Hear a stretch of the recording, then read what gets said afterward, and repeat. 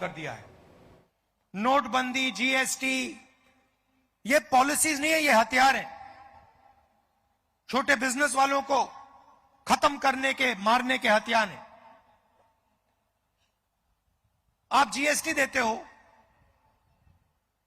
जितनी जीएसटी हिंदुस्तान का सबसे गरीब व्यक्ति देता है, उतनी ही जीएसटी अदानी देता है। आप शर्ट खरीदोगे, उतना ही पैसा आपके जेब से जाएगा जितना अदानी के जेब से जाएगा।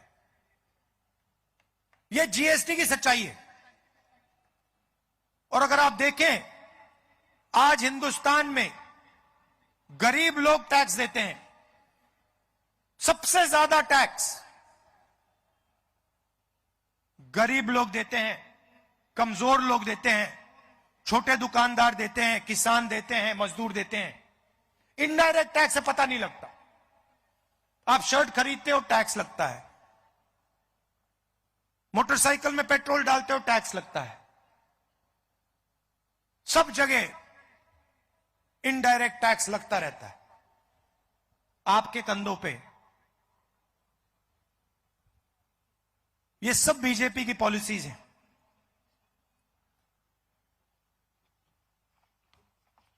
मैंने संविधान की बात की। यह विचारधारा की लड़ाई है। एक तरफ अरबपतियों की सरकार और दूसरी तरफ गरीबों की, किसानों की, स्मॉल और मीडियम बिजनेस चलाने वालों की, युवाओं की सरकार। इसीलिए इंडिया गठबंधन ने महाराष्ट्र की जनता को 5 गारंटी की है। और आज मुझे कहा गया है कि आपको मैं 5 गारंटीज में से पहली गारंटी के बारे में बताऊं। शरद पवार जी, उद्धव ठाकरे जी और खारगे जी आपको बाकी गारंटीज के बारे में बताएंगे, मगर मैं आपको महालक्ष्मी योजना, 3000 रुपए हर महिला के बैंक अकाउंट में हर महीने इंडिया गठबंधन की सरकार डालने जा रही है। हर महीने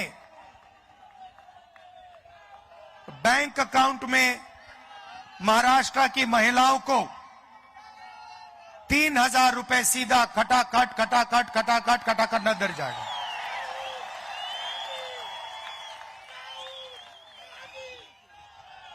और जब महाराष्ट्र की महिलाएं महाराष्ट्र में बस में कहीं जाएंगी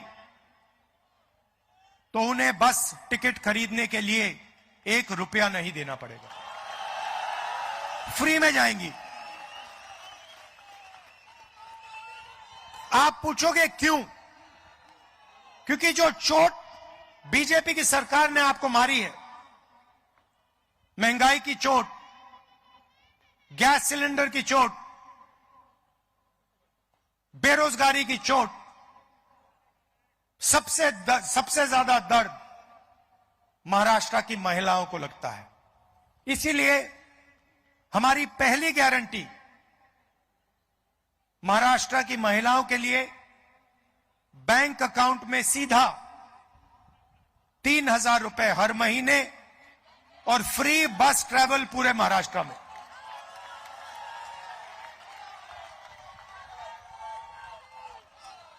जो बाकी गारंटीज हैं उनके बारे में शरद पवार जी, उद्धव ठाकरे जी और खारगे जी आपको बताएंगे। थोड़ा सा मैं आपको जाति जनगणना के बारे में कहना चाहता हूं। आज नागपुर में हमने एक सम्मेलन किया, उसमें हमने जाति जनगणना की बात की। भाइयों और बहनों, हिंदुस्तान में 15% दलित आबादी है, 8% आदिवासी हैं। मगर आज तक किसी को नहीं मालूम कि इस देश में पिछड़े वर्ग के कितने लोग हैं। कोई कहता है 50 हैं, कोई कहता है 55% है, कोई कहता है 60% है, किसी को नहीं मालूम। और जब हम देखते हैं, हिंदुस्तान की संस्थाओं को देखते हैं, मीडिया को देखते हैं, कॉर्पोरेट इंडिया को देखते हैं, जुडिशरी को देखते हैं, इन सब संस्थाओं में हमें ना पिछड़े वर्ग के लोग दिखते हैं, ना दलित दिखते हैं, ना आदिवासी दिखते हैं, ना माइनॉरिटी के लोग दिखते हैं, ना गरीब जनरल कास्ट के लोग दिखते हैं। नंबर 1 लेंस बनाने का दावा तो कई कंपनियां करती हैं, उम्मीदों पर कोई खरा नहीं उतरता, लेकिन आप भरोसा कर सकते हैं एस्लोर वेरिलक्स लेंसेज पर, जो दुनिया का नंबर 1 प्रोग्रेसिव